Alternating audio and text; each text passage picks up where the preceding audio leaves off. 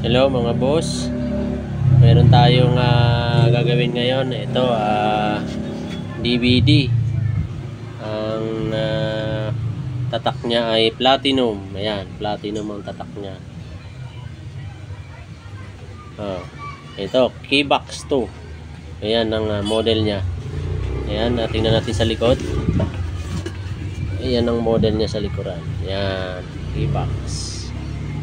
Ito yung brand platinum. Ito yung model niya. So testingin natin mga boss kung ano yung problema niya. Saksak natin. Ayan. Oops. Power. Ayan, testing. Ayun, pa-power naman siya. Naglo-loading. Nandiyan na yung bala sa loob.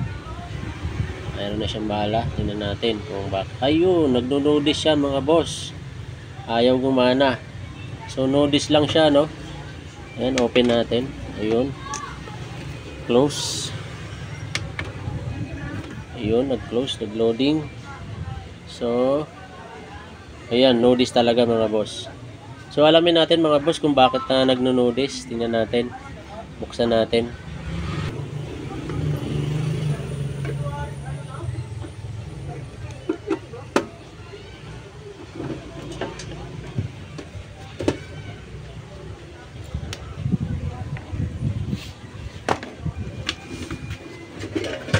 Ayun, ayan ang loob mga boss. So kung papansinin nyo mga boss, ang laman ng DVD ay ito. Ito yung ito yung mainboard niya. Ayan, yung mainboard. Ito ang mainboard. Kapag walang sounds, walang picture, dito ang problema. Yan sa mainboard yung magiging problema niyan. At minsan pag ayaw rin magbasa, minsan sira din yung mainboard mo. Kahit anong palit mo na ng lens dyan. So ito ang mechanical natin. Ito ang mechanical. Nandito lahat ang lens, ang motor, ng loading, tsaka yung sled nandito. Ito naman mga boss ang power supply. Ayan, nakahiwalay ang power supply. So pagka walang power, kadalasan itong buo na to napapalitan. Minsan naman mga lobo lang yung capacitor.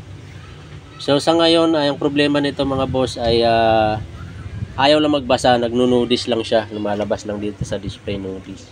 So testingin natin kung alamin natin kung ano ang problema pala. So tanggalin natin itong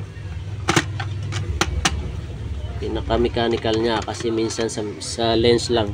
Minsan mga boss kung ganyan nagno-notice lang, ang kadalasan na inuuna talaga, kahit ako kung gumagawa ako, ang inuuna ko muna checkin yung lens at kung wala kang pang testing, kailangan bumili ka ng bago para mai-testing mo kung talagang doon ang problema. Kasi kung wala, nagpalit na kayo ng lens tapos wala pa rin, malamang nandito sa mainboard ang sira nyo.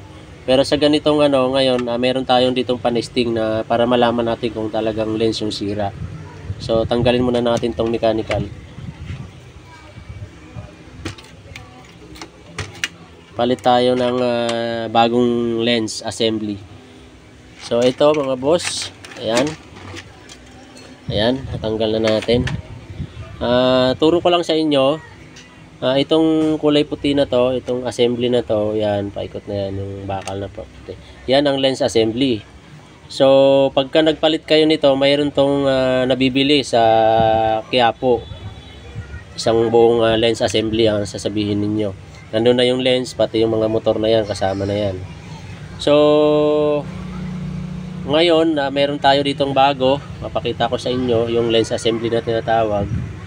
Pagka nagganyan na nagno-notice lang, lens assembly ang pinapalitan ko.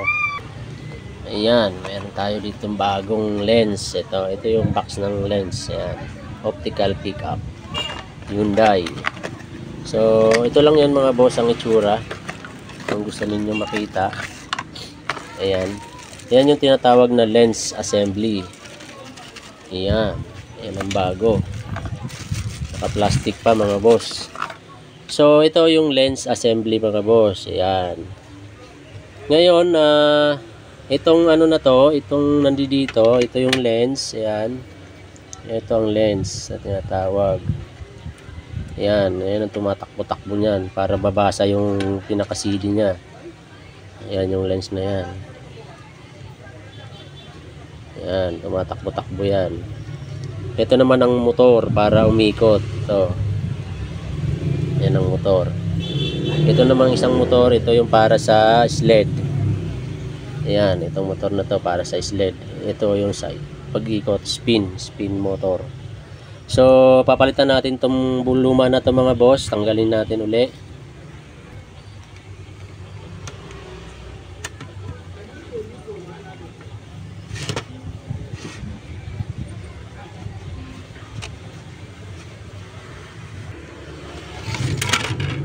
Kalimutan kong tanggalin itong bala. So, ayan. Tatanggalin natin siya.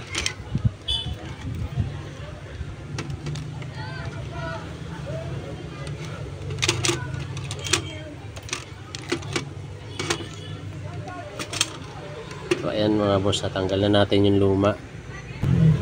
Pagka kayo mga boss magpalit ng lens assembly, mas maganda kung isabay nyo na itong ribbon wire. Ito yung ribbon wire, minsan nasisira rin to pagka nagkakaroon na ng umido dito sa dulo niyan, o kaya nagkakaroon ng tupi. Ayan, ganyan, nababakbak yung dulo na yan, o kaya nagkakaroon ng umido. Minsan nasisira na yan, o kaya natutupi lang. So maganda kung isabay nyo na sa pagpalit yung ribbon wire dahil mura lang naman yan. So ito mga boss, ito na yung rubber na yan, pagka bumili kayo ng lens assembly, walang kasamang rubber yan. So dapat ilipat nyo itong mga rubber na yan, ilipat nyo dito sa bago. Ayan, so madali lang naman tanggalin yan mga boss. Ganyan lang, hinihila lang naman yan. Tapos ililipat nyo dito.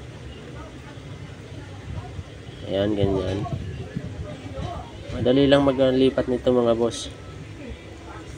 May guide naman siya, mayroon naman yan nakalagay sa gilid na kalang. Hirap talaga, tayong cameraman. Ayan. Ganyan lang pagbalik niyan. Uy! Sorry mga boss. Ayaw. Sorry mga boss, dito pala yun. Mali yung balik ko. Sorry, ito pala yun. Dito pala yung goma na yan. Tapos ngayon itong kabila. Lalaglag yung camera natin.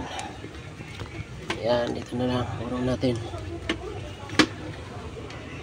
Itong kabila naman dito.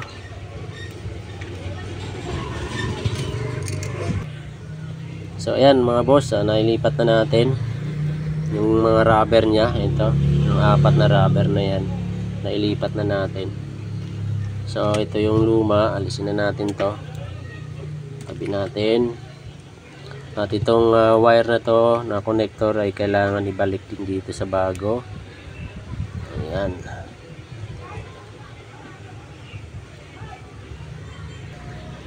Ito mga boss, ito yung kadalasan nagkakaroon ng problema, nagkakamali yung mga, lalo na sa mga baguhan na technician, nakakalimutan nila ito tanggalin.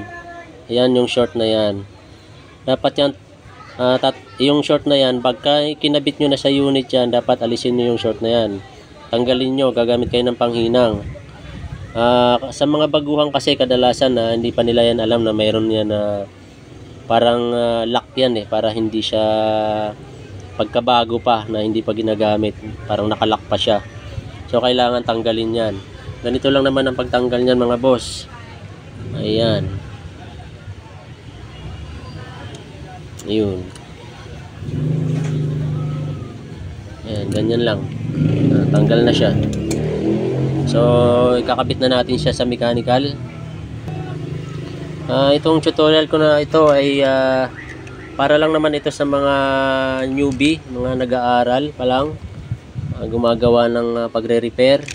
Pero dun sa mga magagaling at mga baguhan na dyan, alam ko madali na sa kanila ito. So ayan, ganyan, ikabit na natin, hindi na natin.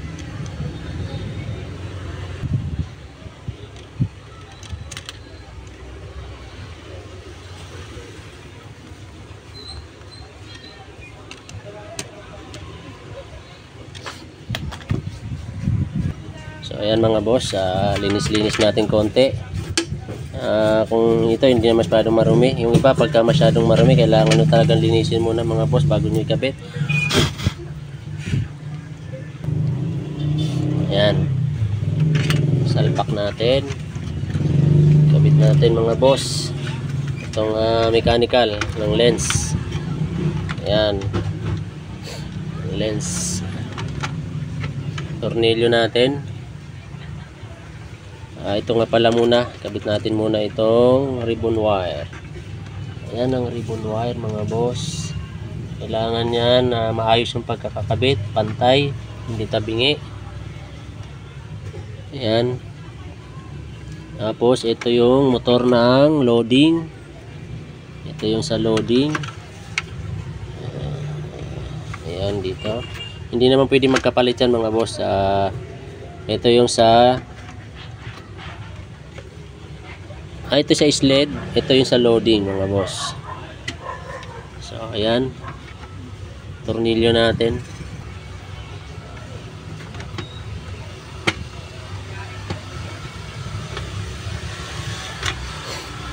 Ayun, okay na, tornilyo na natin.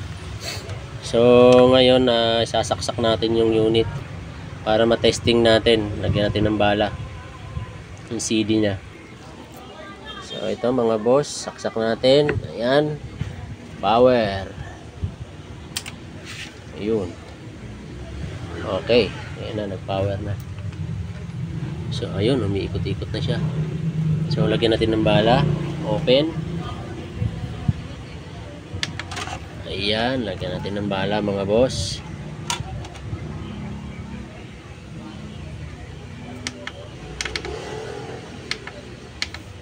Ayaw, yun. Mumara. Teka lang mga boss naipit. Naipit pala kanina mga boss. Sensya na. Ayan na. Naglo-loading na siya. Ayun, nag 0-0. Kanina mga boss, nagno-notice lang siya pagkatapos loading, notice. Dapat ganyan ang lumalabas, 0-0. Kasi pag nilagyan mo na yan ng monitor ng TV, makikita mo na yung display niyan, may display na yan. Ayan gumagana na yan. Umiikot na siya. So pagka nilagyan natin yan dito ng jack, papunta sa TV, makikita na natin yan, tuloy-tuloy na yan mga boss. Ito, saksak natin ang jack sa TV. Teka, ito ang jack nya, yellow, white, and red. Ayan, tatlo na yan. So ayan mga boss, pagka nakita mo sa TV, ayan, may lumalabas na siya, platinum. Ayan, may mga numbers na siya, tsaka title ng mga kanta na yan. So pipili na lang kayo ng kanta dyan mga boss kung gusto nyo kumanta. Ayan, susubukan natin. Pili tayo ng kanta mga boss. Ito, pili tayo. 1, 2, 3.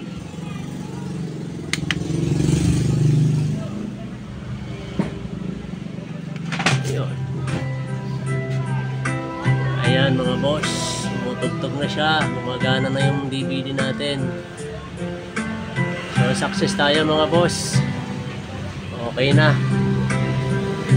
So sana mga boss, meron kayong natututunan.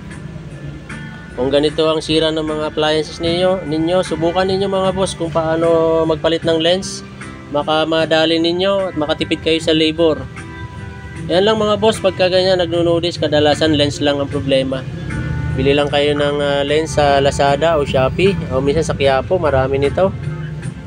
Kasi sasalpak nyo lang, panoorin nyo lang ang aming mga vlog mga boss. So sana may natutunan kayo, pakishare na lang sa iba para may matutunan din sila. So, salamat sa panonood mga boss. Thank you.